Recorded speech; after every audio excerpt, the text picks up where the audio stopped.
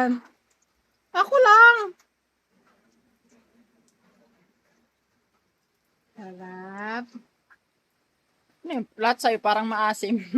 Pero parang masarap-sarap ng nguya yan. Isa pa. Kata, ano may laman pa yung bibig nyo. Pawak mo yan. Sarap. May laman pa yung bibig ay. Wow, very good. Marunong. Wari, nandun na sa labas.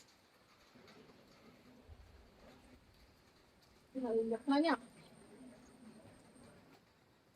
Hindi niya ilulumod. Baka alam niyang hindi niya natutunan.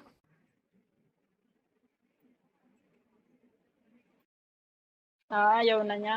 Kasi nga, nakatikim na siya ng iba. O yan, kain mo yung pakwan. Gusto niya to eh. Sama mo na yung buto.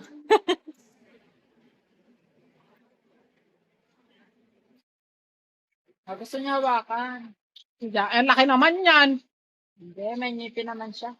Sa harap.